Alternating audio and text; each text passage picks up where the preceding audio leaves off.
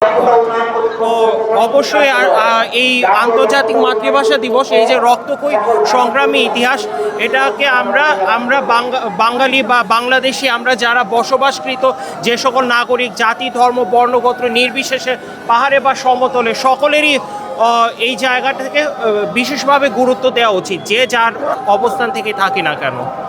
আচ্ছা, মানে শেষ প্রশ্নটা, তরুণ প্রজন্মকে এই যে ভাষা আন্দোলনের যে চেতনা, এটা সম্পর্কে মানে কি বার্তা দিতে চান? হ্যাঁ, খুব ভালো একটা প্রশ্ন করলেন ভাইয়া, কারণ আমাদের অলরেডি এখন 24 পরবর্তী যে বাংলাদেশ, সেটা হচ্ছে গণ অভ্যুত্থানে যে বাংলাদেশ।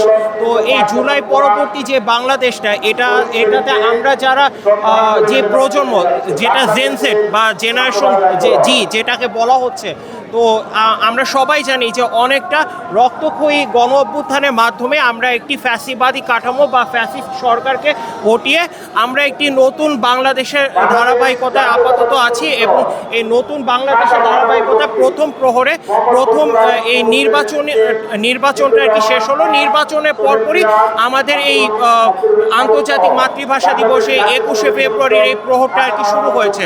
তো অবশ্যই তরুণ প্রজন্ম, আমরা যারা এই মানে যে মাতৃভাষা, যে রক্তক্ষয়ী সংগ্রামী ইতিহাস, পাশাপাশি জুলাই পরবর্তী যে গণ অভ্যুত্থান কিংবা জুলাই যারা আত্মত্যাগ দিয়েছে তাদেরও রক্তক্ষয়ের বিনিময়, তো সব মিলিয়ে এই জিনিসটাকে একটি কমপ্লিট ওয়েতে বোঝা উচিত যে এই রকম রক্তক্ষয়ী ইতিহাস পৃথিবীর ইতিহাসে বিরল। তো আমাদেরকে অবশ্যই এই জিনিসটাকে সংরক্ষণ করে সেভাবে সার্ভ করা উচিত এবং তরুণ প্রজন্মকে এইভাবে এই জিনিসটা গুরুত্ব সহকারে অনুধাবন করতে হবে।